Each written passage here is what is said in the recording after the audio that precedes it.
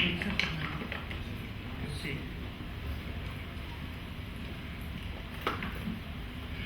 Pues buenas tardes a todos y a todas, bienvenidos a Fuenlabrada, a los que no sois de aquí, a los que seáis de aquí, pues bienvenidos a vuestra ciudad. Deciros en primer lugar que estaba invitado nuestro alcalde también a asistir a la jornada, pero un alcalde no es un concejal y tiene muchísimas cosas y le ha sido totalmente imposible, porque cuando se lo dijimos en agenda ya tenía otro evento y le ha sido imposible acompañarnos, pero le hubiera gustado estar con nosotros, ¿no? Hace poco muchas de nosotras y nosotros no sabíamos que era miastenia. Es más, en muchos casos no conocíamos ni la palabra.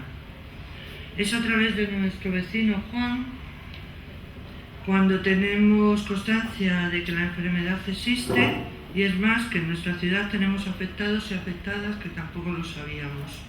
Es cierto que la miastenia se engloba dentro de las llamadas enfermedades raras, que a mí no me gusta llamar a las enfermedades raras, no tiene por qué una enfermedad llamarse rara nunca, puede ser menos frecuente, menos conocida, más desconocida, menos investigada, pero porque es rara, ¿no? Pero cuando hablamos que afecta aproximadamente a una persona por cada 10.000, 20.000 habitantes en una ciudad como Fuenlabrada, en torno a 205.000 personas, no es una enfermedad ni tan rara ni tan escasa. Que tenemos vecinos y vecinas afectados viviendo en soledad su enfermedad, a los que debemos ayudar y apoyar.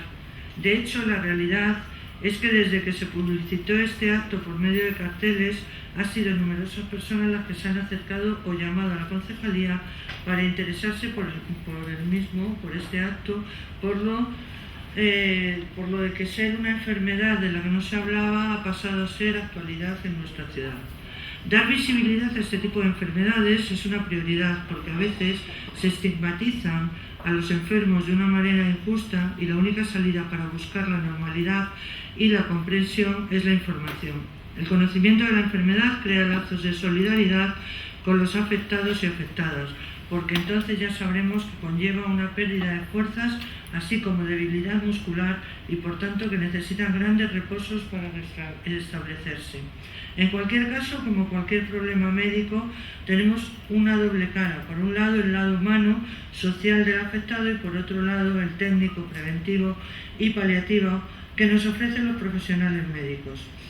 Es por eso que esta tarde contamos con Juan Buendía, vecino de Fuenlabrada, enfermo de miastenia, y con Eduardo Gutiérrez Rivas, neurólogo y experto en miastenia, para entre los dos y con sus propias perspectivas podamos dar algo de luz a esta dolencia. Yo, aparte de esto que queda muy bien aquí escrito, para que no se me olvide nada, siempre me lo escribo, porque me gusta no olvidarme de lo que quiero decir, quiero darle las gracias particularmente a Juan, porque si él no hubiera venido a la concejalía, hubiéramos hablado, hubiera insistido, porque creo que me llamó antes de verme 2 o 3 veces hasta que pude atenderle, pues seguramente esta tarde no estaríamos aquí y no podríamos darle pues el valor que tiene a la preocupación diaria de él por esta enfermedad y al trabajo que a veces en solitario en nuestra ciudad pues ha venido haciendo, llamando a puertas y que no se le abrieran en muchas ocasiones, ¿no?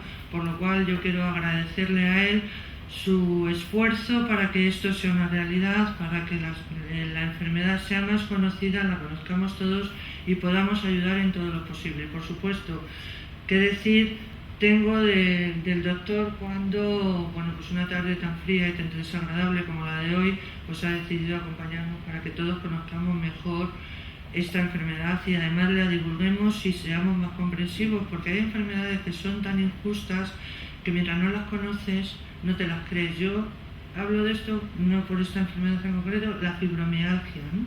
Yo recuerdo la fibromialgia cuando yo la empecé a conocer como tal, aparte de no estar reconocida para poderte jubilar por la enfermedad y demás, es que claro, dentro de una pareja el marido no podía entender o los hijos no podían entender que por la mañana la madre no pudiera coger la cuchara para comer y que al mediodía pudiera comer con la cuchara perfectamente. Entonces son enfermedades tan desconocidas que yo lo que también recomiendo siempre, y nuestra ciudad, los que sois de aquí lo sabéis, somos una ciudad reivindicativa, participativa, que si podéis empezar a gestionar, en montar una asociación de estas características en nuestra ciudad, todo lo que esté unido al final tiene más fuerza, ¿no? Entonces yo creo, y si no puede ser porque hay pocos o lo demás en Fuenlabrada, que sea a nivel comarcal, como sea, pero que se pueda asociar, porque yo siempre digo que la unión hace la fuerza, y en las asociaciones de enfermos en concreto se hace un trabajo que muchas veces las administraciones públicas tendríamos que realizar, pero no lo estamos haciendo, y muchas veces es el consuelo de los enfermos, pero también de sus familiares. Una vez más, daros las gracias, la bienvenida a Fuenlabrada, a los que no sois de aquí, a los que sois, agradeceros que hayáis venido. Yo os digo que me tengo que ausentar, no me gustaría quedarme toda la tarde, toda la charla, pero por desgracia ha fallecido una amiga, no he podido ir al tanatorio, la incineran a las 9:30 de la noche y es en Coslada, y si no llego me apetece estar también con ellos un rato allí, ¿no? Porque eran amigos, son amigos y tengo que estar. Ya os voy a dejar porque vosotros no habéis venido a escucharme a mí, evidentemente, habéis venido a escuchar a Juan y a escuchar al doctor. Y bueno, decirte que desde el Ayuntamiento de Fuenlabrada te hemos traído un libro de la historia de Fuenlabrada para que te acuerdes de nosotros, y un pequeño detalle que el Ayuntamiento, bueno, pues a nuestros ponentes cuando vienen a alguna charla generalmente les hacemos, ¿vale? Y muchas gracias y perdonad. Óscar Valero es el consejero de Sanidad, y para que la mesa no quede hueca por mi ausencia, pues para que él la modere, si hay palabras y demás, pues le vamos a invitar a que suba él. Y nada más, os dejo con los ponentes. Gracias.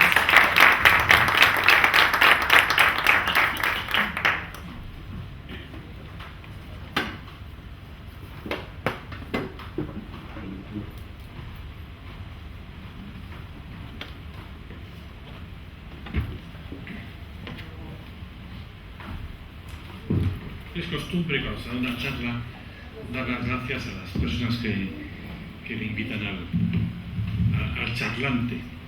En este caso, el culpable de todo es Juan Buendía Ávila, paciente mío, que sobrevivió a una miastenia a pesar de muchas vicisitudes.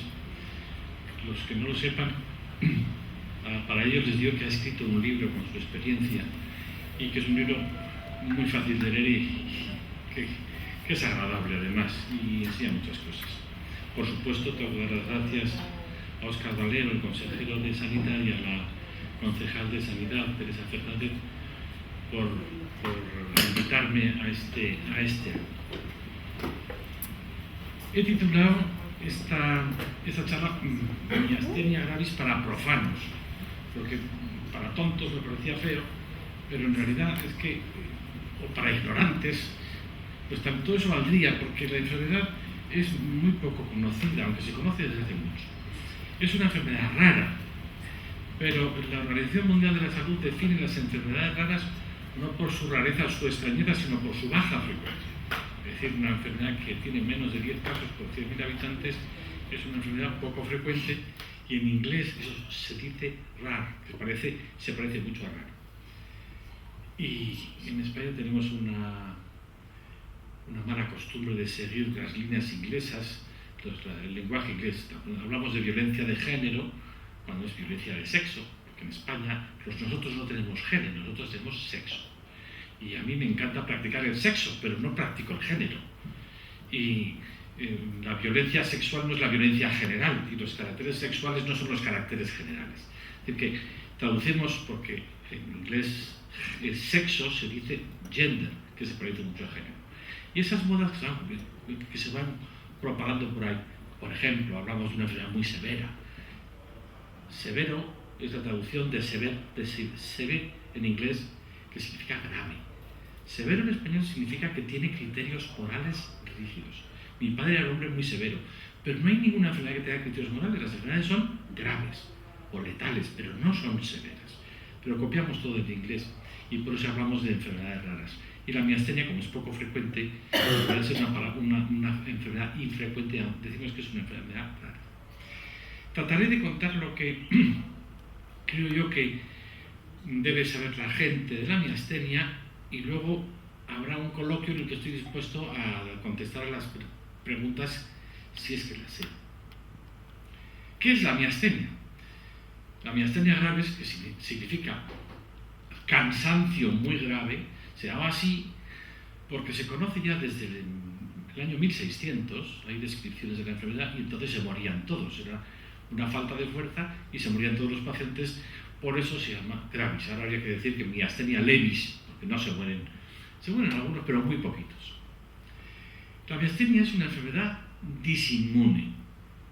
Ahora hablaremos de qué es eso de la disinmune, que está producida porque se han producido unos anticuerpos, contaremos lo que son los anticuerpos, contra el receptor colinérgico de la placa motora. Todo eso lo tenemos que explicar porque es que si no, no vamos a entender nada.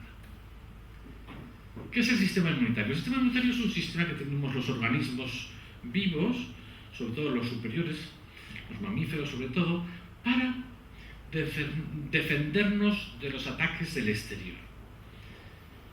Todo el mundo sabe lo que es el SIDA. El SIDA es la abreviatura del acrónimo del síndrome de inmunodeficiencia adquirida. El SIDA es una enfermedad causada por un virus, el virus de la inmunodeficiencia humana, que ataca al organismo y paraliza el sistema inmunitario. Entonces, cualquier infección banal, una infección tonta, corriente, cualquier germen que no nos hace nada a las personas normales, a un paciente que tiene SIDA, como no se defiende, es capaz de matar. Eso es el SIDA. Ese es el sistema inmunitario que de repente deja de funcionar y no nos defiende.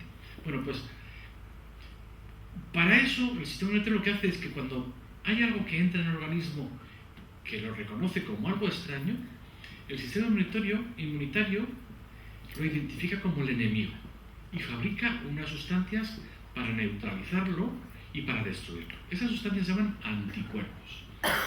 Anticuerpos contra esa cosa. Bueno, pues cuando el organismo recibe un agente externo y fabrica anticuerpos y destruye ese agente externo que le puede atacar, esos anticuerpos los sigue fabricando toda la vida. No deja de hacerlos. Aprende a fabricarlos y los sigue fabricando. Por eso solo se pasa el sarampión una vez. Porque una vez, si no te has muerto del sarampión, sigues fabricando anticuerpos contra el sarampión. Y si llega un virus del sarampión y vuelve a entrar en el organismo, a los 5 segundos el sistema inmunitario lo ha matado porque ya tiene los anticuerpos fabricados. Bueno, pues en la miastenia lo que ocurre es que el sistema inmunitario se equivoca y considera que el receptor de acetilcolina de la placa motora, que la controlamos lo que es el enemigo, y fabrica anticuerpos para bloquear. Para que entendamos por qué se produce la miastenia, tenemos que saber cómo se produce la contracción de un músculo. Cuando nosotros queremos doblar el brazo, lo que hacemos, damos una orden con el cerebro, ese cerebro da la orden a través de un circuito, pues en las vías nerviosas, llega a la médula, de la médula sale por los nervios, llega hasta el músculo, en este caso el bíceps, y el bíceps se contrae. Para que el bíceps se contraiga, la energía eléctrica que viene del cerebro hasta la médula y de la médula hasta el músculo, ahí se convierte en... Se liberan por esa energía unas vesículas de una sustancia que se llama acetilcolina. Y la acetilcolina se pone en contacto con una parte del músculo que es el receptor de acetilcolina, y cuando se han llegado los receptores de acetilcolina de esas vesículas de acetilcolina, entonces el músculo se contrae. Así es como funciona el organismo. Este es un ejemplo de... Casi no se ve. Es el cerebro, por aquí viene por la médula, llega a la médula y de aquí salen los nervios. Esa sería la corteza cerebral y llega a la médula y por ahí sale la corriente eléctrica hacia los nervios. Del cerebro se ve el puntero, que casi no se ve. Viene por aquí, llega por aquí por los nervios y esa sería la célula. Llega hasta el músculo y ahí se libera la acetilcolina que entra en los receptores de acetilcolina y entonces se contrae el músculo. Eso es lo que se ha hecho en este esquema. Ese sería el final del nervio. Estas bolitas marrones son las vesículas de acetilcolina que se liberan aquí. Y esto rojo es el músculo y aquí están los receptores. Cuando los receptores han llenado las vesículas de acetilcolina, se contrae el músculo. Eso es un ejemplo también. El nervio, las vesículas y el receptor. Cuando hay una miastenia, lo que ocurre es que el organismo, el sistema inmunitario, fabrica anticuerpos contra el receptor y bloquea el receptor.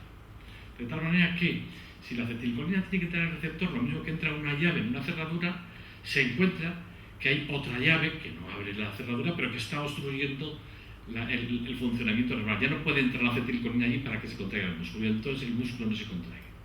No se contrae y se produce el síntoma fundamental de la miastenia, que es la fatiga. La fatiga que se produce en la miastenia es un síntoma que consiste en perder la fuerza cuando hay un movimiento que se repite muchas veces o cuando se mantiene una postura.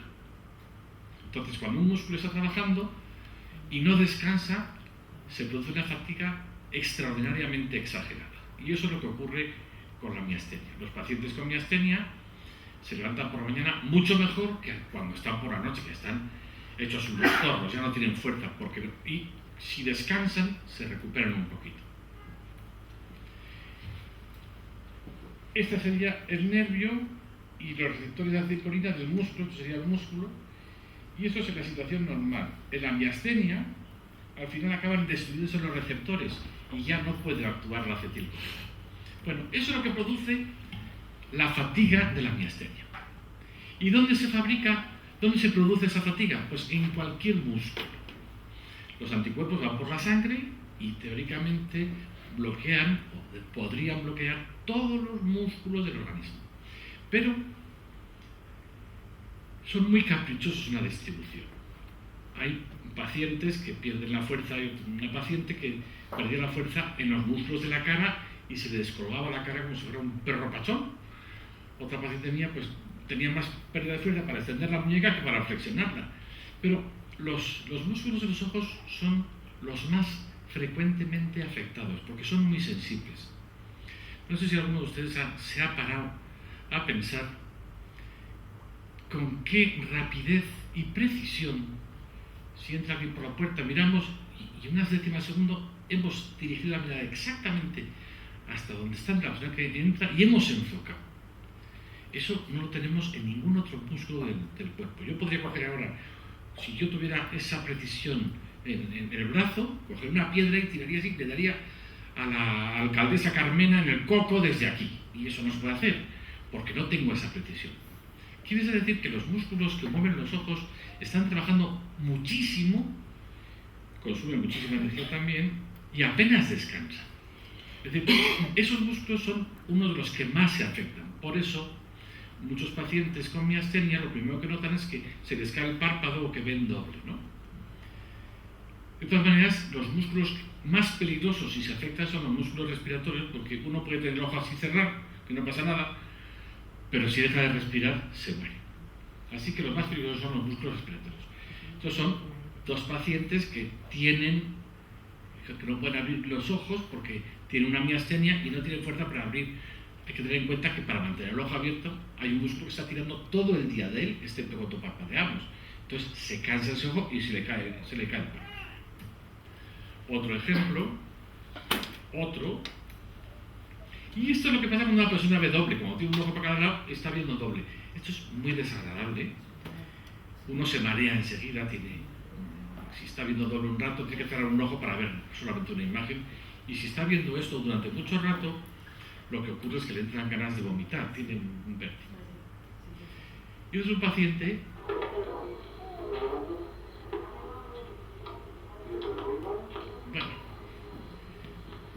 fíjense cómo mira para arriba y los ojos se le van para cualquier lado. Ahora viene para abajo. Viene de nuevo para arriba.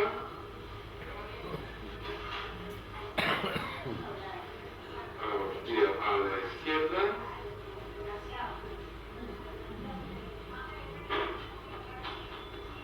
Viene para la derecha.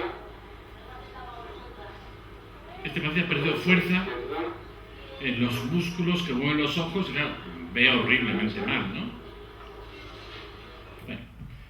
O esta otra paciente que se le dice que dé palmadas por encima de la cabeza. Fíjense cómo las primeras palmadas las da muy alta y a medida que va repitiendo las palmadas se va cansando y al final da las palmadas así.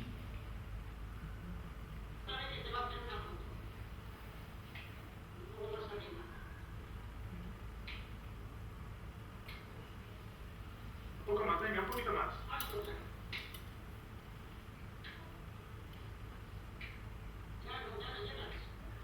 Bueno, eso es un ejemplo de la fatiga. En este caso, la fatiga está en los músculos que levantan los brazos. No puede dar ni 20 palmadas.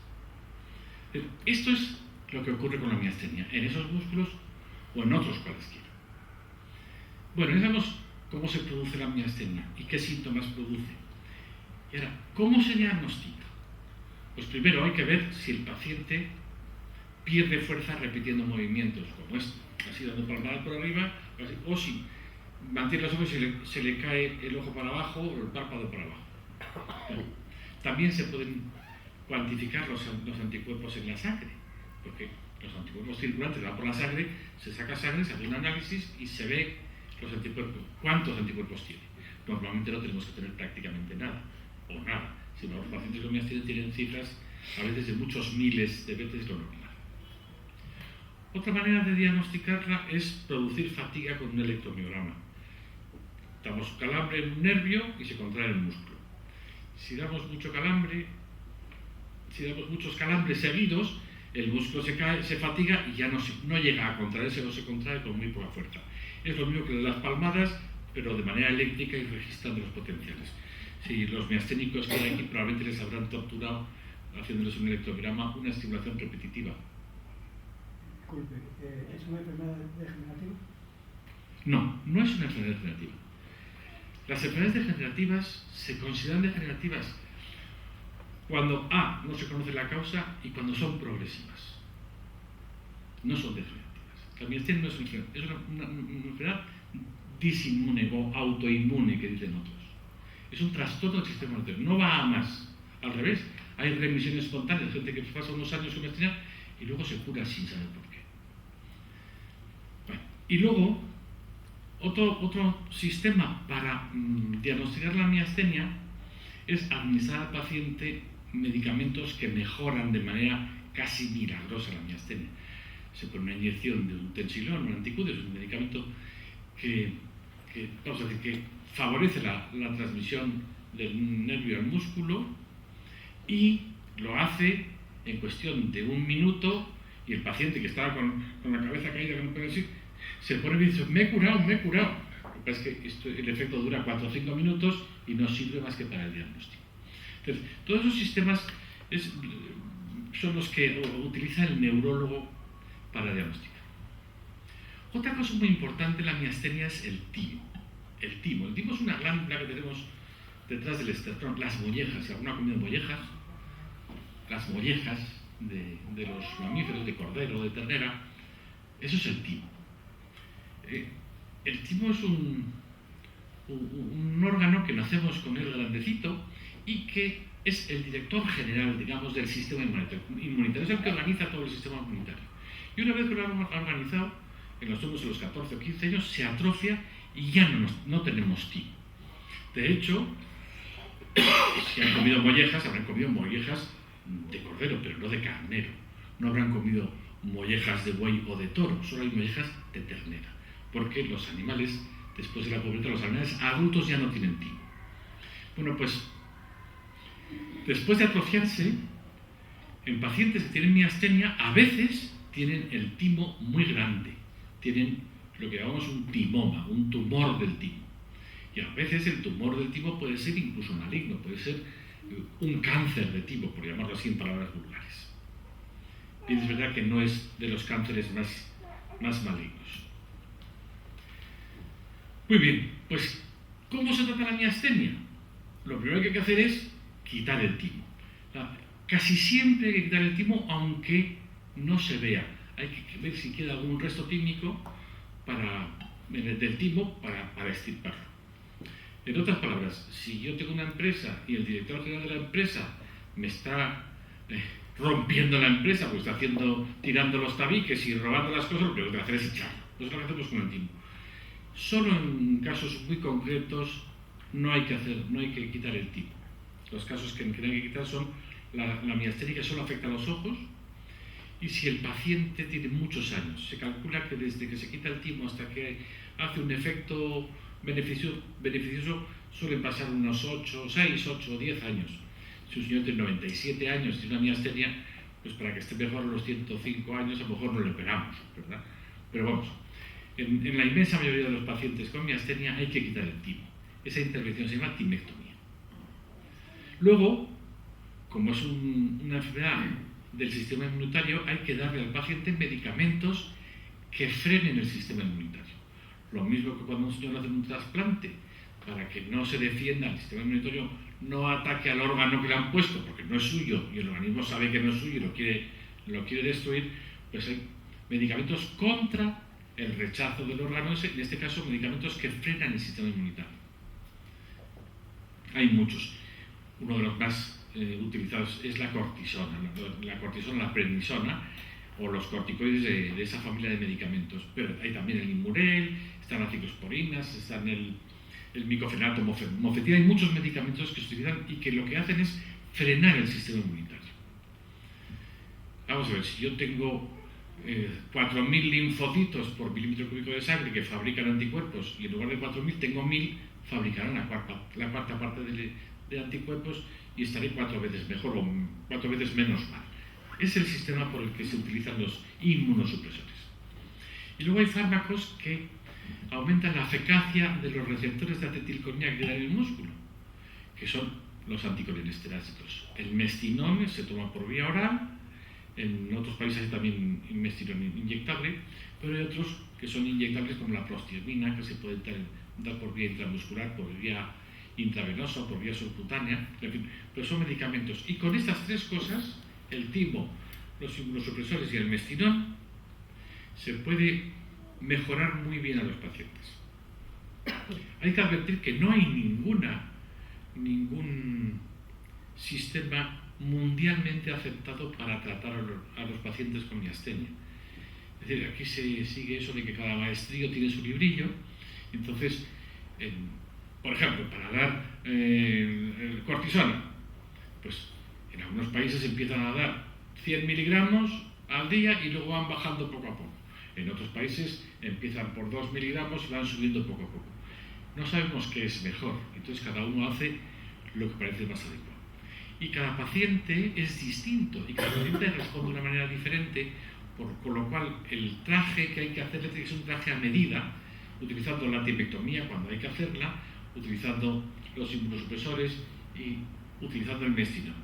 Y luego hay dos técnicas, vamos a llamarle, de rescate, cuando el paciente está muy mal, que consiste, uno, en sacarle la sangre al paciente, lavarla y quitar los anticuerpos y volverse a poner, eso se llama plasmaféresis, o inundar la sangre del paciente de anticuerpos extraños y de repente el sistema inmunitario se queda perplejo y dice, ¿pero qué pasa aquí? Si yo no he fabricado tanto. Y se queda así y deja de fabricar anticuerpos durante 2, 3, 4 semanas. Es las inmunoglobulinas intravenosas. Estos dos sistemas se utilizan generalmente de rescate, cuando un paciente tiene que mejorar, o bien para operarle, o porque va a casarse el pobre hombre y va con el ojo así, no quiere ir con el ojo así a la boda, pues a lo mejor se le puede poner, que no se entere la directora de mi hospital, para poner el ojo bien, para que esté guapo en las fotos de la boda, o si tiene alguno de los problemas que puede ocurrir. ¿Qué ocurre en determinadas situaciones? Por ejemplo, la miastenia y el embarazo. ¿Una mujer miasténica puede embarazarse? Pues claro que sí, puede embarazarse. Hay que tener en cuenta que las mujeres embarazadas tienen un sistema inmunitario distinto de las mujeres cuando no se han embarazado. De hecho, deberíamos pensar que el feto, cuando está en el útero de la madre, se comporta como un tumor extraño. Y entonces el sistema inmunitario de las embarazadas se paraliza. Y es muy frecuente que las mujeres embarazadas se pongan, las miasténicas, cuando se embarazan, se pongan buenísimas. Necesitan muchísima menos medicación y están muy bien. Y luego después del parto, al dejar de tener ese tumor, que se convierte en algo peor que un tumor, si no hay una muestra, pues es un tumor externo progresivo, pues entonces vuelven a recaer. Es decir que las mujeres, las miasténicas embarazadas son un caso especial. Hay que tener en cuenta que a la hora de dar a luz hay que hacer un gran esfuerzo y las mujeres embarazadas, las mujeres miasténicas, se cansan y el trabajo del parto les cuesta mucho, por lo tanto deben controlarse el embarazo como si fuera un embarazo de alto riesgo y tener previsto la posibilidad de tener que hacer una cesárea en el momento del parto. Bueno, otro caso especial son los hijos de las miasténicas, los recién nacidos. Hemos dicho que en la miastenia, en la sangre, tienen anticuerpos. Y esos anticuerpos pasan de la madre a través de la placenta al niño.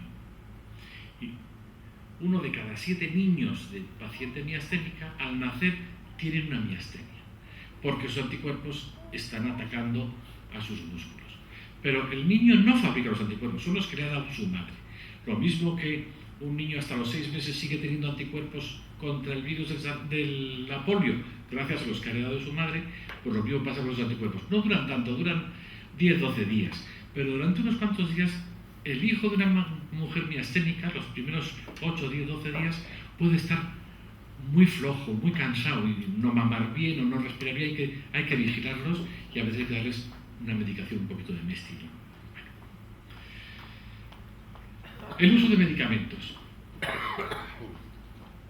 o la restricción de comidas y bebidas.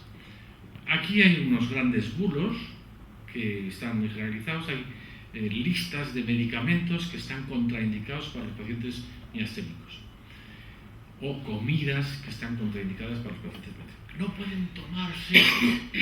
Si el paciente es catalán, seguro que no puede tomar setas, porque los neurólogos catalanes prohíben las setas a todos los miasténicos. Si son de Madrid, pueden tomar setas porque jamás han tenido ningún problema. Eso no significa que seamos distintos. Quiere decir que es mentira que las setas empeoren la miastenia. Es mentira.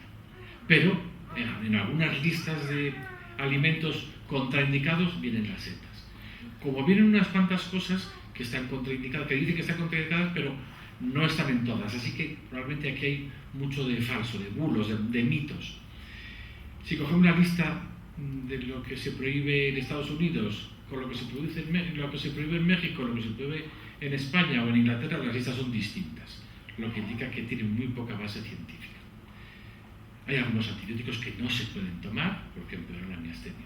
Pero, por ejemplo, los anestésicos locales. Bueno, los anestésicos locales pueden empeorar la miastenia, lo he leído yo 1000 veces en 1000 libros. De hecho, cuando algún de mis pacientes tenía que quitar la muela del juicio, yo les prohibía que se la quitara a su dentista y les exigía que fuera el cirujano maxilofacial de mi hospital el que le sacara la muela. Yo estaba al lado con una jeringa cargada esperando que empeorara para pincharle. Bueno, no sé cuántas muelas de juicio, a cuántas extracciones de muelas de juicio he asistido, pero más de 100 sí. Y jamás, ni uno solo, ha tenido problemas con el anestésico local. He tenido que tirar la jeringa cargada con el medicamento preparado así para salvar la vida del paciente. O sea que es mentira que los anestésicos locales empeoren la miastenia. Pero vienen en muchos libros y en muchas listas de medicamentos prohibidos. Hay que tener en cuenta las intervenciones quirúrgicas que uno de los fármacos o un grupo de fármacos utiliza para intervenir es relajantes musculares. Y los relajantes musculares a los miasténicos les sientan muy mal, es decir, que ya tienen unos músculos en malas condiciones, y muchos relajantes musculares empeoran la miastenia. No pasa nada, pero el anestesista tiene que saber que ese paciente es miasténico, porque cuando quiere despertarle, en lugar de durar el efecto de los anestésicos, de los relajantes 5 minutos, a lo mejor son 4 horas. Y si no sabe que es miasténico, pues a lo mejor piensa que ha hecho alguna cosa rara. Hay que saberlo, hay que advertir al anestesista, advertirle de que este paciente tiene una miastenia y por lo tanto el uso de los relajantes musculares tiene que ser más controlado y que el efecto va a durar más tiempo. Bebidas, pues por ejemplo la quina y la quinina están contraindicadas. No deben tomar tónica, no deben tomar bitter cash, hay algunas, lo que sea amargo en general no conviene que lo tomen los miasténicos, pero la quinina y la quina sí que pueden empeorar. Y otra situación especial es lo que se denomina la crisis miasténica. La crisis miasténica es lo peor que puede ocurrir la miastenia, es decir, que de repente el paciente deja de respirar. Entonces, esto es una urgencia, el paciente tiene que ingresar en la UBI, hay que ponerle esos medicamentos de rescate como son o la plasmaféresis o las inmunoglobulinas, generalmente necesitan intubación, hay que darles altas dosis de todos los demás medicamentos para sacarlos adelante, porque si no se tratan, es el momento en que los miasténicos pueden morir, porque dejan de respirar. Si compran el libro de Juan Buendía, cuenta hay una crisis miasténica, no lo cuenta con todos los detalles que a mí me gustaría, pero en fin, la cuenta bastante bien, pero eso es una crisis miasténica. Y eso es todo lo que quería decir, y ahora les propongo un acertijo. Adivinen cuál de los enanitos tiene miastenia.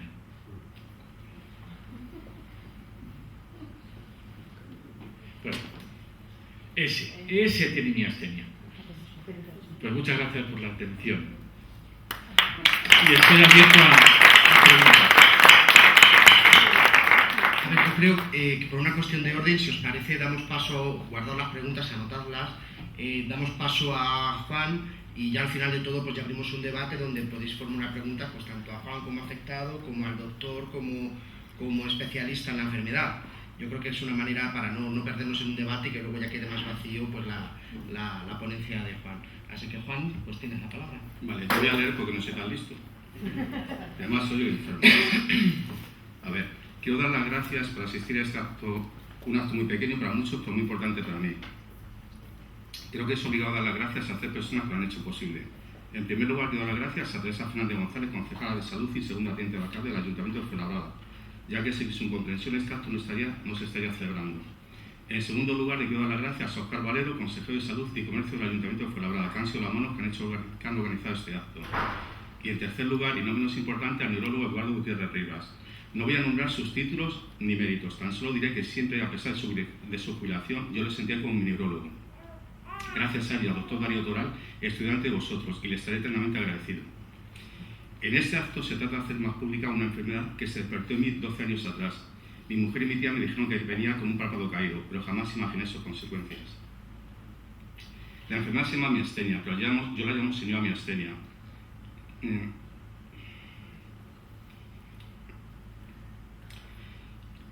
Quiero tratarla con respeto.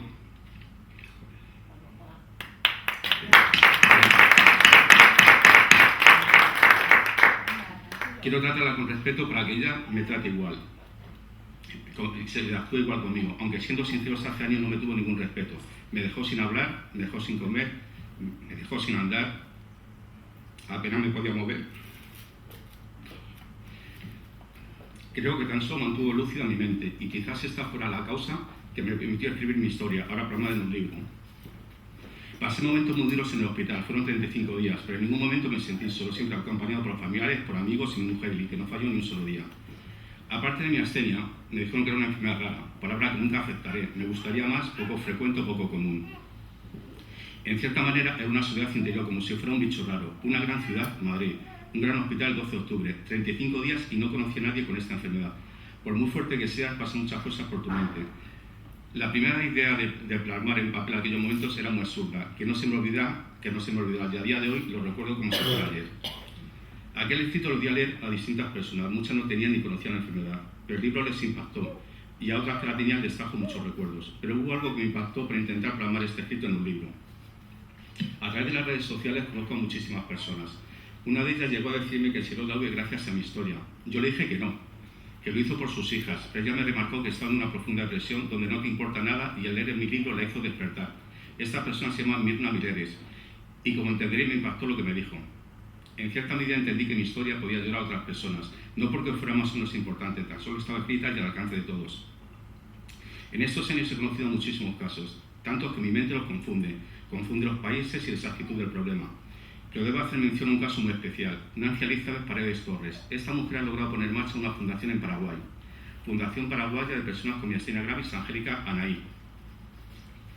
Angélica Anaí es el nombre de su hija. La diagnosticaron miastenia con 9 años, pero como la mayoría de los casos quizá la tenía años atrás, en ocasiones son pequeños síntomas y no le das importancia. Esta niña con 9 años le pidió a su madre que creara una fundación para ayudar a otras personas que nadie pasara por lo que ella pasaba. Angélica falleció con 10 años. En los primeros años el miedo está presente en mí, era un miedo continuo. Pero al entrar en contacto con otras personas... Qué difícil, tío.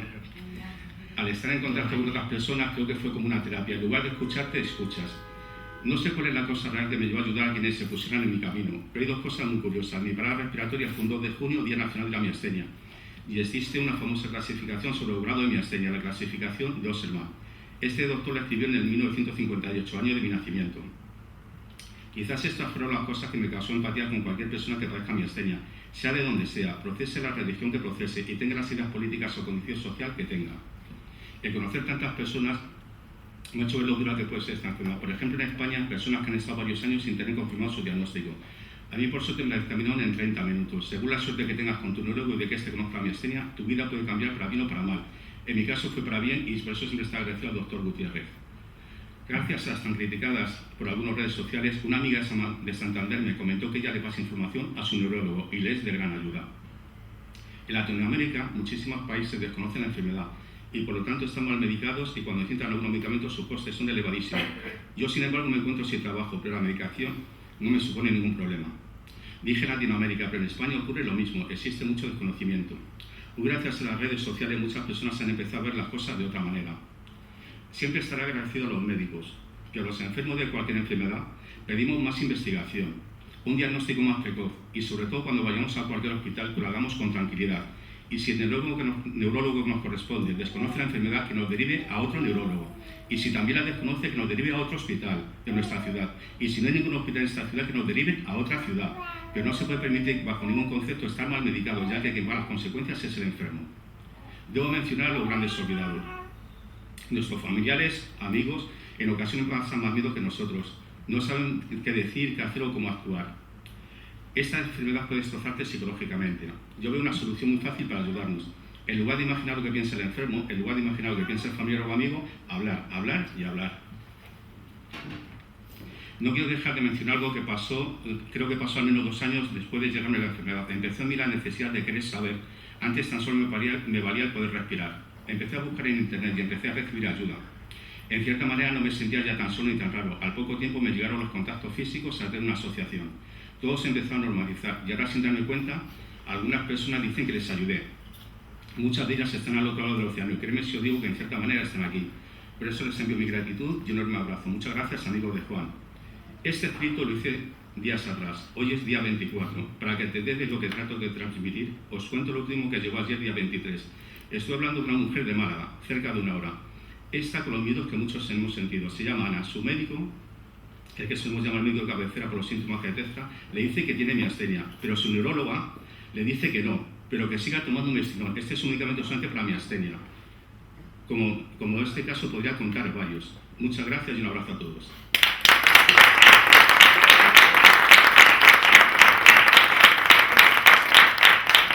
Bueno, pues muchas gracias, Juan, y me ha sorprendido tu brevedad porque eres bastante más locuaz normalmente. Pero eso lo grito, eso lo grito. Es para que compre el libro. A que tú no me critiques.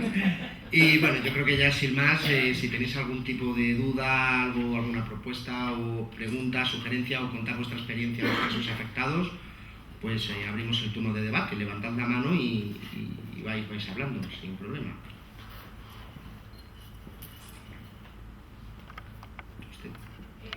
Espera que se acerque el compañero con el micro y así no tenemos problemas. Hola, yo soy miasténica, pero solamente tuve un episodio del párpado hace 4 años y no he tenido más episodios y en mis revisiones anuales pues todo aparentemente está bien.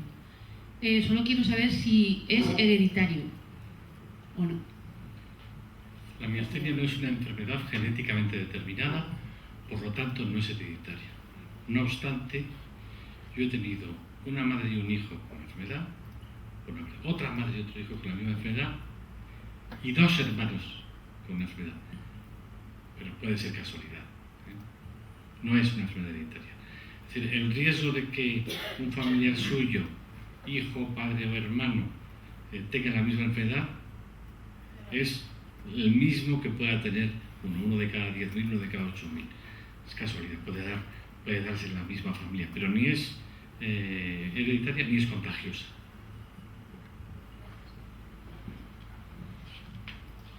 ¿Puedo preguntar yo? Venga, te dejamos. Vamos a ver. Doctor, usted está jubilado. Pero últimamente, ¿en qué avanza la investigación sobre la miastenia? Vamos a ver, hay muchos campos abiertos. Por ejemplo, está a punto de terminar un estudio, yo creo que se publicará este año, los resultados sobre si la timectomía es eficaz o no es eficaz.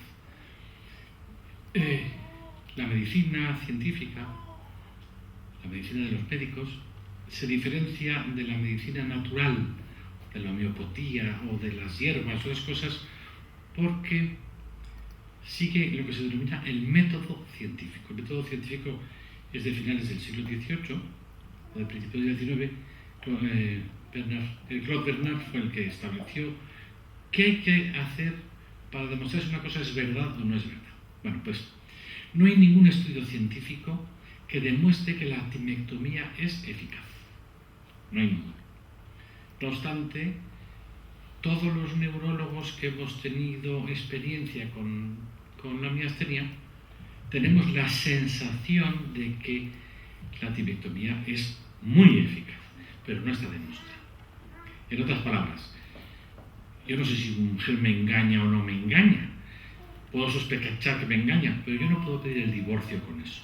Para pedir el divorcio necesito demostrar que me engaña. En este caso, no se ha demostrado que la timectomía sea eficaz, pero se ha hecho un estudio en los últimos años para demostrar que es eficaz, y se demostrará porque yo estoy seguro que es eficaz, pero no hay ningún... Ese es un campo de investigación. Hay que tener en cuenta que para saber si una miastenia, si la timectomía es eficaz, hay que coger 200 miasténicos, se les quita el timo, y otros 200 miasténicos no se les quita el timo y se les sigue durante 8 o 10 años, a ver quién empeora más. Claro, teniendo en cuenta que cada miasténico es diferente, pues hay que coger muchos miasténicos para que al final se saquen conclusiones. Si la miastenia es eficaz, pues decir, la timectomía es eficaz, estamos poniendo en riesgo a los que no les quitamos el timo. Así que es una investigación muy complicada y muy delicada, por motivos éticos. Ese es uno de los campos. Otro de los campos es que sabemos que hay un anticuerpo, el anticuerpo contra el receptor de acetilcolina, que es positivo en muchos miasténicos, en el 85%. Pero si la miastenia es ocular, solamente en el 50%. La mitad de los pacientes que tienen miastenia ocular no tienen esos anticuerpos. Entonces se está investigando. Hace 8 o 9 años se descubrió que había un anticuerpo que era el anticuerpo anti-MUS. MUS es el receptor del músculo, el receptor para la tirosinquinasa, que se llama así MUS. Hombre, pues ya sabemos. Y además ahora ya sabemos que los pacientes miasténicos que tienen anticuerpos anti-MUS se comportan de manera distinta de los pacientes que tienen anticuerpos contra el receptor de acetilcolina. Pero todavía nos quedan un 10% de pacientes que no tienen anticuerpos y tienen una miastenia como Dios manda. Y de los miasténicos oculares, ninguno es anticuerpo, pero ninguno es anti-MUS positivo. Es decir, que tiene que haber más anticuerpos y ahí se están investigando. Claro, si la miastenia es una enfermedad suficientemente rara, o sea, poco frecuente, y tenemos esos campos ahí de actuación, pues se descubre pasado mañana un anticuerpo, otro segundo, pero puede que haya media docena de anticuerpos más. Por ahí avanza. Y luego tendremos que ver en qué se diferencian los miasténicos que tienen anticuerpos antirreceptor de acetilcolina, anticuerpos anti-MUS, anticuerpos anti-H, lo que sea, para darle tratamiento. Por ejemplo, se sabe que los pacientes con anticuerpos anti-MUS no responden al Limurel. El Limurel es un fármaco inmunosupresor que los miasténicos toman pues, todos los días durante muchísimos años y es un medicamento estupendo, pero los pacientes que tienen los miasténicos anti-MUS positivos no les hace nada. Al revés, puede empeorar. Hay que darles otros medicamentos. También antes se decía que la miastenia era una enfermedad de mujeres jóvenes. Empezaba en mujeres jóvenes, sobre todo eran chicas jóvenes de 15, 16, 18 años. Tienen algunas que llevan muchas bofetadas por hacer gestos raros con la cara en el colegio y le dan un par de bofetadas, es que claro, 2 años después empieza a hacer otras cosas y ya le diagnostican de miastenia. Y muchas pacientes jovencitas, una chica de 15 años que hace cosas raras, por lo primero que es una histérica y un par de bofetadas le vendría muy bien. Entonces, luego necesitan tratamiento psiquiátrico y hasta que se les diagnostica de la miastenia y se les trata. Bueno, pues eso que antes era lo normal, eran mujeres jóvenes con miastenia. Ahora ya no es así. Algo ha cambiado. No sabemos por qué. Ahora hay algunas mujeres jóvenes, pero sobre todo hay hombres varones de más de 50 años que empiezan a tener miastenia. Y son mucho más los varones de cierta edad que empiezan con miastenia que las jovencitas de 18 o 20 años como era antes. ¿Por qué ha cambiado esto? ¿Qué ha cambiado en nuestra naturaleza? Es verdad que los virus mutan. Ahora tenemos el virus del Zika, tenemos el virus de la inmunodeficiencia humana, el virus del ébola. La naturaleza está cambiando y también cambian las enfermedades. Y estos aspectos también están investigándose. Y seguro que hay mucho más. Al precio que costan los inmunosupresores, porque el inmuno cuesta 3.000 pesetillas todos los meses, 2 o 3 o 4 euros, o muy poco, o 20 euros al mes, no es dinero. Pero los nuevos medicamentos inmunosupresores valen 100 veces más. Y eso ya supone un problema económico para la sanidad que tiene que pagar. Entonces se está investigando mucho con nuevos fármacos inmunosupresores que sean bien tolerados, que sean eficaces y que no sean muy caros, porque si no, nos arruinamos. Si un paciente con miastenia no trabaja, no produce y encima consume medicamentos, pues a lo mejor desde el punto de vista económico es preferible rematarlo el primer día. Esto que digo no es ninguna tontería, ¿eh? Cuando salió la levodopa para tratar el Parkinson, en Marruecos, que entonces era uno de los países de África más desarrollados, se prohibió tratarlos con levodopa, porque era mucho más barato que se murieran todos los parkinsonianos que importar levodopa de los Estados Unidos. Y entonces el gobierno tomó la decisión de que aquí el que tiene Parkinson que se muera, porque no podemos pagar. O sea que ese también es otro campo de investigación. Perdón, yo estoy tomando eso. Levodopa. Soy parkinsoniana. Bueno, está tomándolo muy bien porque no se le nota. Está estupenda. No, es la de su neurólogo. Gracias. Yo quisiera saber si tengo que creer usted.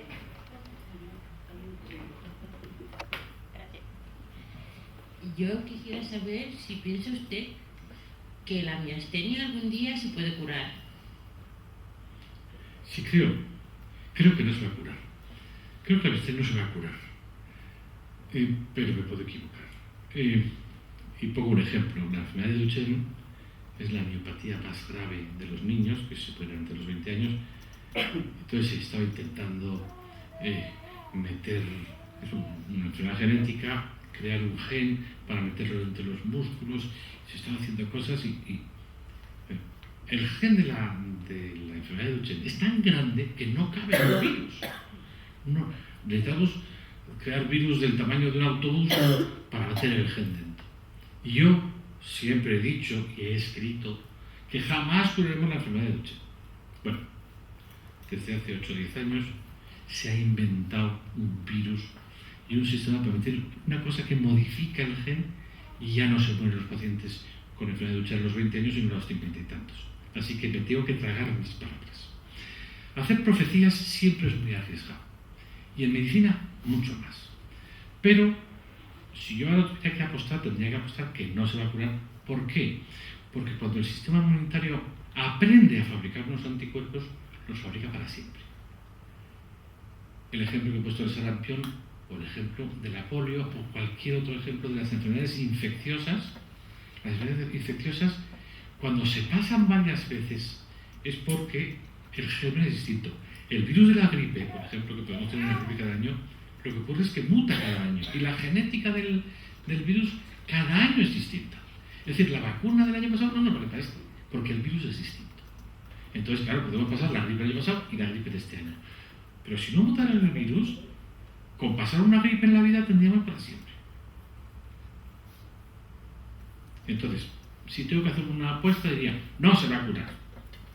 No obstante, hay pacientes que de repente dejan de tener síntomas y se pasan. Yo he perdido a una paciente que estuvo muy mal, dio a luz, volvió a los 3 meses, pues estoy mucho mejor. Bueno, pues nos vamos dentro de un par de meses, fue a Madrid y no ha vuelto nunca. Y yo, al cabo de 4 o 5 años, llamé por teléfono y digo, doctor, si estoy curada. ¿Cómo se va a curar? Una enfermedad incurable, ¿cómo se va a curar?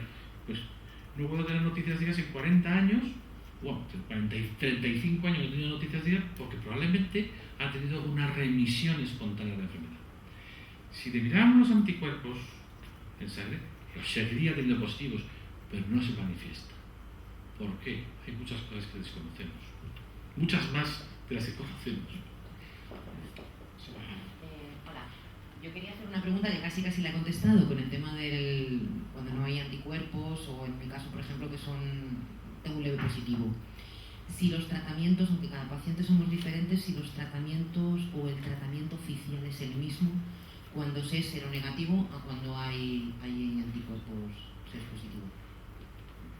Cuando dice cero negativo dice que no tiene anticuerpos, no se refiere al grupo sanguíneo. No, o sea, claro, que no tengo anticuerpos, a mí me han diagnosticado como miastenia seronegativa, aunque otro neurólogo dijo que es un leve positivo. El límite de edad es positivo o negativo es variable. El miasténico puede tener anticuerpos negativos y tener una miastenia como Dios manda, con sitio, etc. Se diagnostica entonces por las otras cosas, por la estimulación repetitiva, pues los calambrazos esos, por el cansancio. Si yo empiezo a mirar para arriba abajo y se me cae el ojo y veo doble así, pues claro, yo tengo una miastenia, ¿no? Porque esto no lo imita todo el mundo, pero eso es una miastenia. El tratamiento es el mismo, salvo que la miastenia sea exclusivamente ocular. La miastenia ocular no pone nunca en peligro la vida del paciente y, por lo tanto, podemos ser menos agresivos con el paciente. Me explico. Cuando un paciente tiene miastenia ocular, tienes el párpado caído o que ve doble. Te tapas un ojo y puede hacer diagnoma. A menos que tengas que estar todo el día mirando, escribiendo, ¿verdad? Es incómodo, pero te puedes acostumbrar. Si se acostumbra al matrimonio, ¿cómo nos va a acostumbrar a ver doble o cerrar un ojo? Mucho más llevadero, ¿no? ¿Dónde lo parar? Pero, por ejemplo, el paciente que tiene una miastenia exclusivamente ocular no tienen que hacerse una timectomía. Si no tienen timo grande, no debe hacerse una timectomía. El problema es que algunos miasténicos empiezan siendo miasténicos oculares, o sea, con síntomas oculares, y al cabo de 2 o 3 o 4 años se extiende la miastenia a otros músculos. Una de las preguntas que me he hecho siempre es ¿por qué si los anticuerpos van por la sangre y teóricamente están bañando todos los músculos, por qué puedo tener menos fuerza en esta mano y no en esta, cuando la sangre que riega las dos manos es la misma? Es algo que para mí resulta inexplicable, porque yo a lo mejor que soy muy bruto y no llego a comprender cosas de la naturaleza. Entonces no hay que esperar 5 años desde que aparecen los síntomas oculares y no se han generalizado para considerar que la miastenia es puramente ocular. En principio, si no hay lesión, no hay aumento del tamaño del timo, no debería hacerse la tipectomía. Y luego, uno de los fármacos que hacen que mejoren la miastenia ocular es la cortisona. Pero claro, si necesita una enorme dosis de cortisona para no ver doble, pues a lo mejor es peor el remedio que la enfermedad. Claro. Lo fue.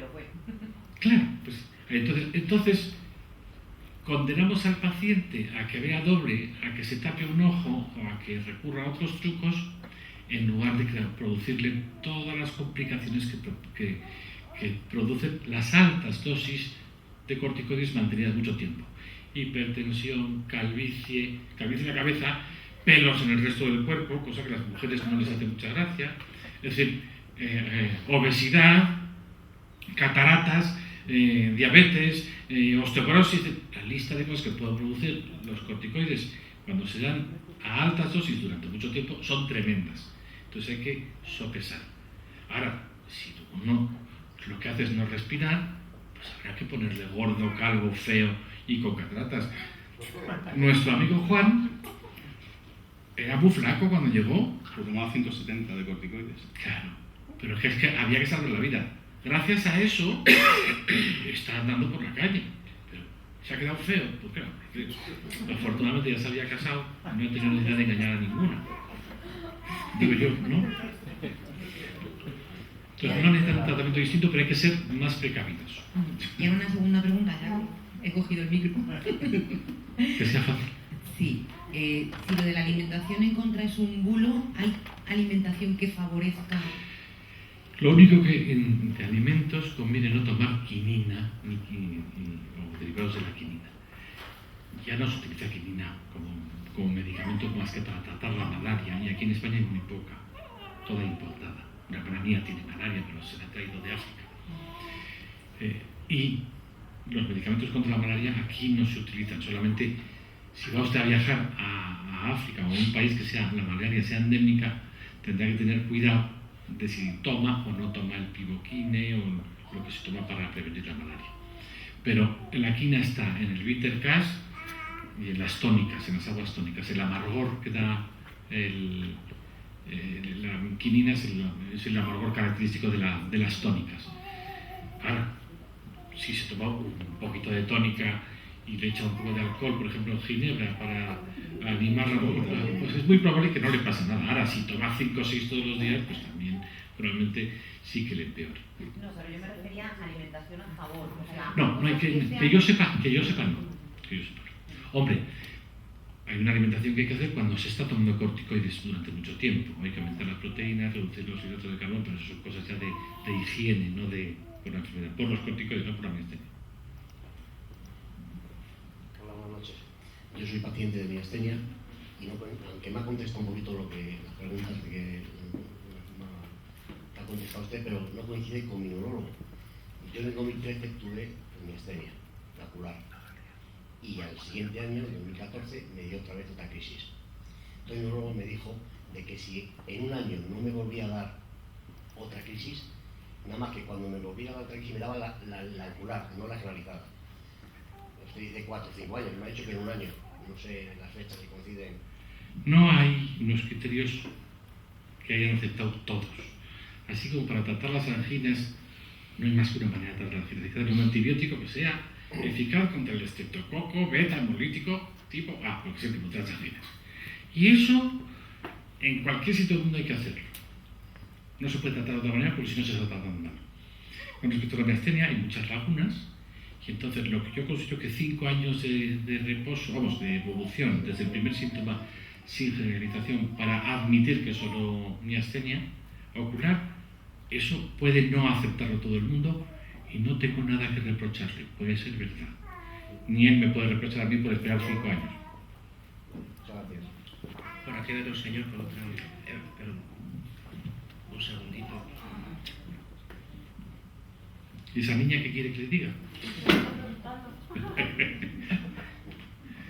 Bueno, yo tengo miastenia desde el 2011, finales del 2011, y también es miastenia ocular. Entonces yo empecé pues con el párpado caído, con uno, que luego que el párpado le tenía caído y ya empecé a ver doble, pero ya doble que salía a la calle y los edificios andaban unos con otros y eso era un desastre. Luego ya empecé a tener el otro párpado a caerse, con lo cual ya, como el otro párpado se caía, pues la cosa se complicó porque yo no podía salir solo a la calle, porque no veía. Entonces, hasta entonces fue ocular nada más. Entonces mi pregunta es si esto puede degenerar, que prácticamente antes ha dicho que puede ser a respiratoria o a los músculos del tragar o el respirar, que es lo que me dijo a mí mi neuróloga que podría suceder, pero yo no sé si eso con el tiempo podrá... Cuanto más tiempo pase sin que aparezcan síntomas fuera de los ojos, más seguro puede estar de que no lo va a tener. Pero en medicina nada es seguro al 100%. Hace 2 años tuve un pequeño retroceso, pero también ocular. Solo ocular. Sí, solamente tuve un síntoma al principio que en la comisura del labio, que no llegó a ser lo que llaman la sonrisa miasténica, pero no llegó a ser nada más que un poquito que se me humedecía la comisura del labio. Entonces, pues a raíz ya de eso, pues me dieron también las inmunoglobulinas en 2 ocasiones, una hace 1 año o 2 y la otra al principio, que fue lo que me subió para arriba rápidamente. Entonces, otra pregunta, o sea que si pasan como 5 años o así ya hay menos riesgo de... Se puede descartar razonablemente que sea generalizada, pero lo razonable no es lo seguro. Ya, que tampoco es seguro que pueda pasar. Bueno, otra cosa, Yo empecé con la cortisona, y la cortisona, pues bien, pero luego me hicieron unos análisis, sería para ver si tenía los anticuerpos y para ver si me podían poner Imurel. Entonces estoy tomando Imurel, pero el Imurel también tiene muchísimas contraindicaciones que a mí me asustan, porque pone que pues riesgo de tumores, riesgo de tal. Pero el médico le ha dicho que lea el prospecto o que se tome el Imurel. Que me tome el Imurel, sí, ya. Sí, el médico me ha dicho que no me preocupa de eso, que es peor la cortisona. Es peor la cortisona. Entonces la cortisona pues me la va quitando poco a poco y bueno, ahora tomo 7,5 en días alternos. Y bueno, me la ha ido de que empecé con 40 y he ido cada vez más reduciendo. Entonces en el Imurel tomo 3,5, 3 pastillas y media. Y bueno, y otra cosa quería preguntar. Pero debe contestar, te le decía lo de leer el prospecto. Porque tenemos que tener en cuenta que el prospecto que viene en una caja de medicamentos es un documento contractual entre el laboratorio y el paciente. Entonces el laboratorio, para curarse en salud, le dice, mire usted, este medicamento puede producir esto. El médico me ha mandado esto. ¿Tiene coche usted? ¿Se ha comprado una vez un coche? Sí. Ha cogido el libro del coche y dice, mire usted, con este aparato que acabamos de comprar, puede usted matarse. Y dice, con este aparato puede usted matar a sus seres queridos. Con este aparato puede usted matar a terceras personas, con lo cual le pueden arruinar a usted y meter en la cárcel. Con este aparato puede usted tener accidentes y multas que le pueden arruinar. Y dice, no quiero este coche, no lo quiero. Es exactamente igual, exactamente igual. Ya sabemos que un coche puede producir la muerte, pero no se lo ponen en la primera línea del librillo que le dan para que sepa cómo se arranca el coche. Pues esto es lo que hace un laboratorio para que si algo le pasa y dice, mire usted, yo ya se lo advertí, a mí no me reclame. Y hoy ya se lo he dicho. Vamos a ver, complicaciones del Imurel. Yo he tratado aproximadamente unos 800 pacientes con miastenia y muchos de ellos más de 25 o 30 años. Es decir, si ponemos los años de miasténicos que he llevado a mis espaldas, hablamos de miles de años. ¿Problemas con el Imurel? Solo he tenido dos. Uno, un paciente que era intolerante al Imurel y se le produjo una hepatitis tóxica. Esto se salva ahora porque antes de poner Imurel le calculan cuál es las tasas de una enzima que tiene usted en sangre, es la tiopurinmetiltransferasa, que es la que determina qué dosis tiene usted que tomar de Imurel. Y el otro caso, una chica de 14 años que a escondidas de sus padres tomaba 30 pastillas diarias de Imurel con intención de suicidarse. Y naturalmente se quedó sin glóbulos blancos y empezó a infectarse todo. Sus padres se enteraron, yo estaba asustadísimo porque claro, no le he dado tanto, yo no le he dado tanto. ¿Cómo se ha quedado sin leucocitos? Y estaba pensando que me la estaba cargando, ¿no? Hasta que en la farmacia le dijeron al padre que qué hacía su hija comprando tantas cajas de Imurel todos los días. Lo compraba todas las semanas 7 cajas, tomaba una caja, en lugar de una pastilla tomaba 30. Bueno, entonces, son los dos únicos problemas que he tenido con Imurel en miles de años de tratamiento. Vamos, no es que sean miles de años, digamos, cientos de pacientes durante muchos años. Es decir, no es tan malo. Permítame que le diga una cosa. Yo en usted detecto que tiene miedo, porque es lógico, tenemos una enfermedad. Yo llevo 11 años con miastenia, 170 de corticoides, parada respiratoria, las he pasado muy mal. Siempre he hecho lo que me ha dicho el doctor. Yo nunca he mirado un prospecto porque no ha valido para nada. El que tiene que saber es el médico.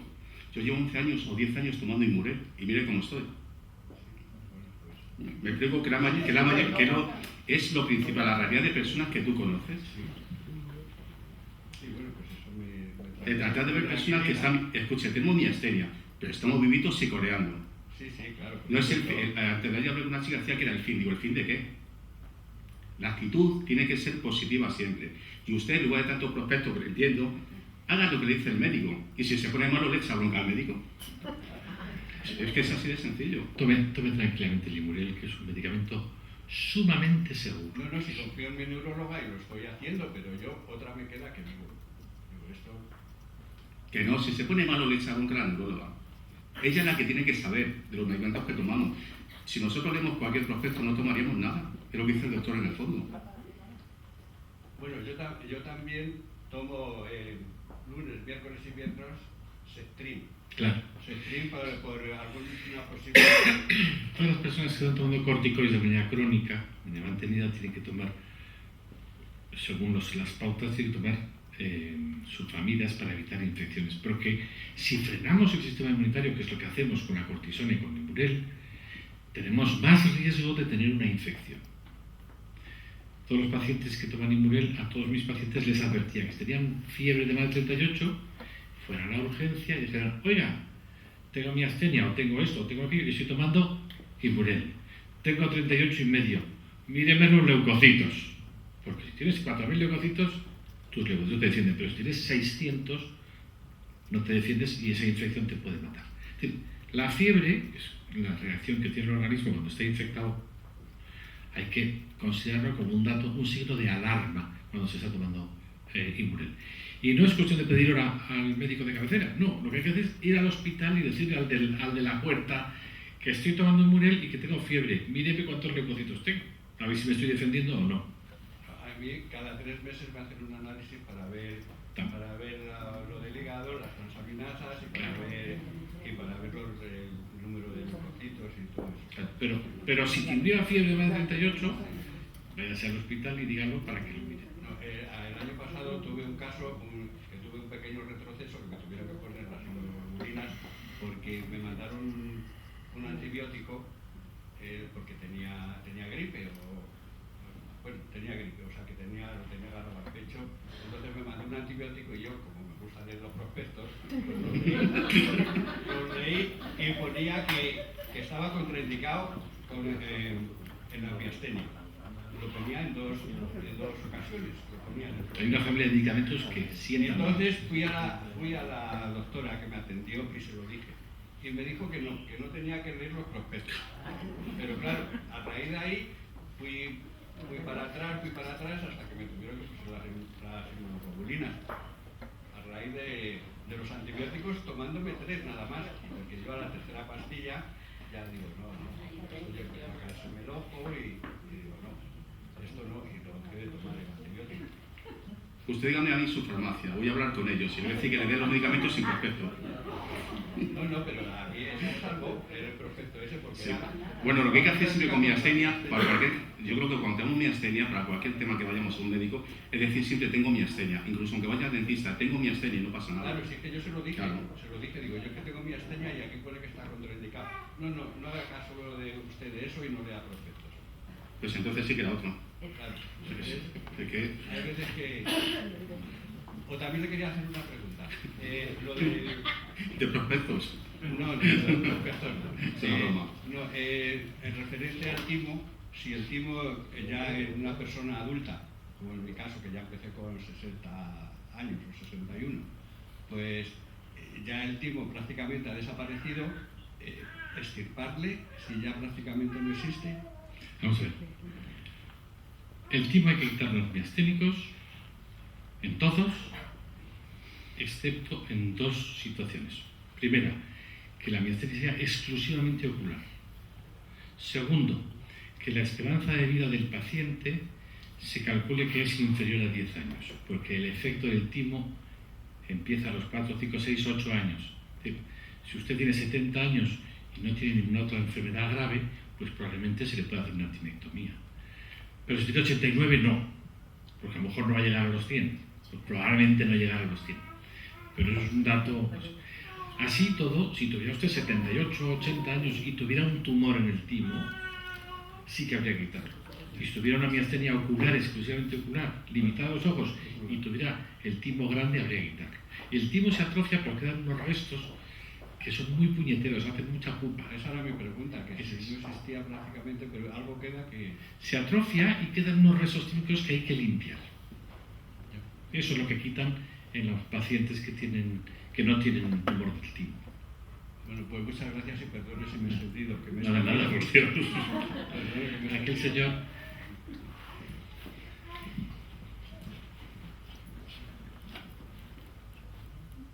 no sé qué señor era quien tenía la que quería hablar. Ese señor que hablar, ese señor que está en el bigote.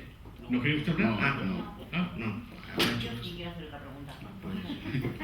Vamos a cobrar por la pregunta. No, lo que vamos a ir es prácticamente terminando, o sea que ya ir pensando rápidamente. Yo, como ha dicho Juan, el tema, bueno, se me oye, yo creo.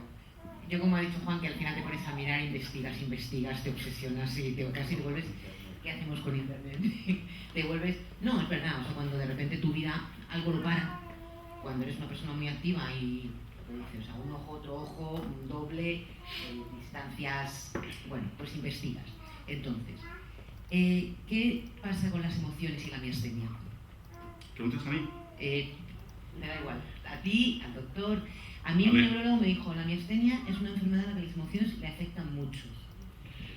Así lo digo. Yo creo que va la persona, como sea cada uno. Mira, yo digo siempre que el mejor psicólogo es cuando tú conoces a otra persona con miastenia. Me imagino que es tu marido. Si tú tienes si tú tienes tu marido, tu pareja, y tú tienes miastenia, él nunca va a entender cuando tú dejas de hablar, de comer, o tienes una gran debilidad, nunca lo entenderá. Cuando es otra persona con miastenia, hablar con ella sobre las palabras, porque ya te está entendiendo. Entonces es como encontrar a alguien que siente lo que tú. Entonces yo digo que cuando tú hablas con un psicólogo es alguien que tú le cuentas una cosa que digamos que en cierta medida no la acepta. Pero cuando tú hablas con otra persona con miastenia, sabes lo que tú estás sintiendo. Yo contacto con muchísimas personas. Mira, antes de ayer hablé con una señora de Cerdeña, en Italia. Habló conmigo, decía que había hablado la noche anterior con un naturópata, un amigo suyo, y le había dicho que la miastenia era el fin. Lo primero que le dije, y perdona que sea tan claro, dije, dile a tu amigo que se vaya a paseo. Esta mujer, después de hablar conmigo, ha cambiado todo para ella, porque ve que es una actitud totalmente distinta ante la vida. Lo que hay que es hacer frente a todo y no meterte en una habitación y encerrarte. Yo cuando salí del hospital, después de 35 días, mi cara se unía con el cuello. Que a mí no me importaba que tú me vieras, ni que me vieras. Mi único objetivo era andar, salir a la calle y tratar de hacer frente a la vida. Y es la actitud de cada uno, yo creo. No tanto lo que te digan, dejen decir, sino eres tú mismo. Como... No, pero no me refería a eso, me refería a cómo afectan las emociones. Yo quiero contestar a eso. La miastenia es una enfermedad del sistema inmunitario. Y el sistema inmunitario depende de las emociones. He visto muchísimos pacientes con miastenia que la miastenia se las ha desencadenado un divorcio.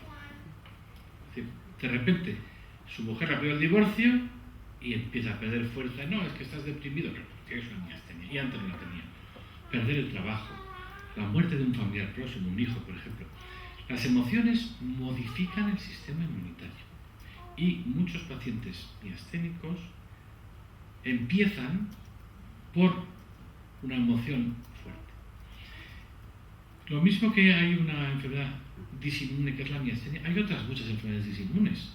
La tiroiditis de Hashimoto, la artritis reumatoide, la polimiositis, bueno, así de enfermedades autoinmunes. Y cuando el sistema inmunitario funciona mal, puede uno desarrollar una enfermedad autoinmune. Y es muy fácil tener otra enfermedad autoinmune o una tercera enfermedad autoinmune. De manera que las enfermedades autoinmunes nunca vienen solas, porque es un trastorno del sistema inmunitario y depende mucho de las emociones. Los oncólogos saben muy bien que los pacientes que son luchadores contra el cáncer viven mucho más y mucho mejor que los que están derrotados. Dicen, esto es el final, tal. Viven menos de la mitad del tiempo y con una peor calidad de vida. Simplemente por el estado anímico, por las ganas que tienen de vivir, que eso modifica nuestras defensas. Entonces, cuando tenemos un disgusto, bajan las defensas. Una prueba de ello es las pupas que nos salen en la boca, el herpes labial. El herpes es un virus que vive en la boca. La primera vez que nos besan, nos transmiten el virus. Nuestra madre que nos besó nos ha transmitido el virus. Nos da una calentura y luego el virus se queda viviendo ahí toda la vida. Cada vez que besamos a alguien le pasamos el virus. ¿Cuándo nos da una calentura? Cuando estamos mal de defensas. Cuando tenemos fiebre, cuando tenemos un disgusto, cuando tenemos la regla, baja las defensas, ¡pum! El virus dice, esta es la mía, ahora que lo hemos quedado desprevenido, ¡ah! Echa la calentura. Eso es un ejemplo paradigmático y que yo creo que todos tenemos experiencia de cuando nos sale una calentura, cuando estamos peor psicológicamente también. El sistema inmunitario tiene mucha relación con las emociones, pero es que no podemos evitar las emociones. Ahí no hay prevención posible. Los disgustos nos los dan cuando nos los dan. Doctor, perdone. Usted ha dicho antes que hace años se detectaba la enfermedad sobre todo en gente muy joven. Sí. ¿Qué ocurre? ¿Que solamente tiene emociones la gente joven? No quiero decir eso. No digo que quiera decir eso. Las emociones tienen mucho papel en la miastenia. Pero por algo ha cambiado, en un sentido ha cambiado la epidemiología. Vamos, la miastenia aparecía antes, el paciente típico de miastenia era una mujer joven, recién salida de la pubertad, que caía enferma. Y ahora, las mujeres jóvenes con miastenia son la excepción. Hay muchos más varones adultos de más de 50 o 60 años que tienen miastenia. Es decir, que la miastenia ha cambiado también. No solamente ha cambiado, pero no tiene que ver con las emociones. También los viejos tenemos emociones. Sí. ¿Me deja la última? ¿Por qué siempre se dice, se estima que hay tantos enfermos, tantos porcentajes? ¿Por qué narices no se sabe cuántos enfermos hay con exactitud? Yo creo que cualquier enfermedad se dictamina en un hospital, un neurólogo. Yo tengo miastenia porque usted me lo ha dicho.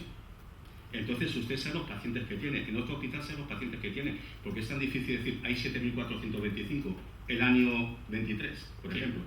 Lo difícil pero todas las enfermedades, digo. Lo difícil no es decir si hay 7.025. Por ejemplo, el 12 de octubre, desde el año 73 que se inauguró el hospital hasta que yo me jubilaba en el 2012, hemos visto 927 miasténicos. Como el área de asistencia del 12 de octubre es de 700.000 habitantes, podemos decir, si es de 700.000 habitantes hay 927, en 1 millón hay tantos. Sería facilísimo. Pero es mentira, porque he visto miasténicos de Ciudad Real, de Toledo, de Segovia, de cuantos. Este señor no es del área del 12 de octubre, que es de Fuenlabrada, y está metido en... Para hacer un estudio, por eso estoy aquí. para hacer un estudio hace falta que tener la población bien reglamentada. Y eso es difícil en países grandes y desorganizados. En Holanda... O sea, estamos desorganizados. Sanitariamente sí. En Holanda, la enfermedad de Pompe en Holanda. Pompe era un señor holandés que describió en 1932 una enfermedad muy rara. Bueno, en España se han diagnosticado 62 casos. Yo he tenido la suerte de ver 18, el que más ha visto trasplante. ¿Cuántos son de Madrid? 1, 2, 3. Hay 6 que son de León, uno que es de 2 de Murcia, no, 3 de Murcia, otro que es de... En Holanda lo tienen muy fácil. Dicen, los pacientes con esta enfermedad tienen que ir a ese hospital. Y ese hospital está a menos de 1 hora en tren del sitio más alejado de Holanda. Es facilísimo coger un metro para ir al hospital. Ahora, si a usted le dice que tiene que irse a tratar las anginas a Valencia, no puedo, pues voy a Valencia, pero usted es que es una, pero en un país pequeño como Holanda, que lo tiene así organizado, todos los pacientes con Pompe los llevan un grupo de personas muy restringidos porque están a menos de 1 hora en tren. Y eso en España no ocurre. Así que es difícil hacer. De todas maneras, se hacen estimaciones en poblaciones pequeñas y luego se extrapolan. Para saber, por ejemplo, cuántos miasténicos hay en Madrid, podemos hacer una cosa que es coger de 8 de la mañana a 10 de la noche, ver a todos los que viajan en el metro, en todos los metros. ¿Cuántos son? 400.000 personas. Y les preguntamos, ¿usted tiene miastenia? No. Y han sido 42. Pues si de 400.000 viajes de 42, de 5 millones y medio habrá tantos. Es así. Pero doctor, los enfermos están censados en el hospital. Pero ¿hay unos censos en los hospitales? Sí. ¿Es tan difícil por el sistema sanitario que se conozca tantos enfermos en el 12, tantos en el clínico? Es que los pacientes que van al clínico nunca van al 12. Es que los del 12 nunca van a la Fundación General de Día. Es que los de Guadalajara no se van a Toledo. Es que los de Toledo no se van a Salamanca. Ese es un lío. ¿Perdón? Los sistemas no están centralizados informáticamente. Claro. Porque todavía, a pesar de que la tecnología va tan deprisa y tenemos tantos medios, tú vas al hospital 12 de octubre y vas al hospital de Getafe y no tienes tu historia. O no lo puedes, porque las historias no están compartidas. Ahora, ¿siempre ocurre? Por ejemplo, con los trasplantes está muy bien, porque hay una organización nacional de trasplantes. Todo trasplantado, ahí tiene su ficha. Y es estupendo, porque no saben. Con el SIDA ocurre lo mismo. Un día yo, que estaba haciendo la electromiografía, me pinché con una aguja, después de pinchado un paciente tenía SIDA, que tenía hepatitis B y que tenía hepatitis C. Me lavé con lejía y tal, y me fui al departamento de medicina preventiva de mi hospital. Me dice, ¿cómo se llama el paciente? Fulanito de tal. Se metió el ordenador, fulanito de tal. Tenían todos los datos necesarios. La tasa de virus en el último análisis de la semana pasada era de 40.000 por milímetro cúbico. ¿Qué está tomando esto, esto y esto, esto? Entonces, cogió unas tres de, mira, el riesgo que tienes de contraer el SIDA es del 3 por 1000. Si fuera más del 5 por... no, del 3%. Si fuera más del 5, tendríamos un tratamiento, porque es lo que está. Pero como el tratamiento es muy agresivo y puede producir una hepatitis tóxica, es preferible que espere 6 meses o un año. Tuve una haciendo cada 3 meses al mes. Pero del SIDA, sabían todo, todos los pacientes con SIDA que estaban registrados diagnósticos estaban en una base de datos nacional y la consultaban de cualquier ordenador de cualquier departamento de medicina preventiva. Pero eso no ocurre con todas las enfermedades. No ocurre. Es caro y hay que organizarlo. Y con las comunidades autónomas ni te quiero contar. Porque el sistema que tenemos de historias clínicas informatizadas en el 12 de octubre es diferente del de Parla y diferente de Fuenlabrada y no tiene nada diferente del que tengan en el Hospital de Santa Cruz de San Pablo en Barcelona. A nadie se le ha ocurrido pensar en esas cosas, pero una historia clínica de un lado hay que traducirla al sistema informático del otro hospital. Pero estamos en la época de la informática. Sí, sí, pero no parece tan difícil. Pero hace falta tener sentido común y no es la época del sentido común. No es la época del sentido común. Mejor, o repartir el dinero mejor. ¿Cuántas urbanizaciones se han hecho en este pueblo que no han previsto? Hacen torres de 25 pisos y hacen aparcamientos, uno por cada 27 casas. Al final no hay quien aparque. ¿O no ocurre eso en este país, en este pueblo? Sí, problemas de aparcamiento. Yo que como no tengo coche no me fijo. Pero claro, ¿por qué? Porque el alcalde o las corporaciones han tenido la precaución de decir que va a haber un coche, 2 coches por casa. Así que vamos a hacer 3 plazas de aparcamiento por casa. No. Bueno, pues yo creo que va siendo hora de finalizar el acto por hoy. Yo creo que hemos aprendido, compartido y yo creo que bueno, pues, también ser más solidarios aquellos que no conocíamos la enfermedad con la gente que sí lo es y sobre todo a visibilizar pues una enfermedad que no por rara pero sí por poco común pues no la tenemos a diario muy a la vista. Yo creo que eso es lo bueno de sesiones como la de hoy. Agradecer al doctor pues, su exposición y su interés por las preguntas que desde el público se han hecho. Agradecer a Juan su tesón para que este acto fuera posible y bueno, pues también agradecer por supuesto a los técnicos de aquí del Espacio Joven que organizan todo esto y nos montan todo el chiringuito para que podamos realizar estas jornadas. Así que gracias y gracias a ustedes por venir. Gracias.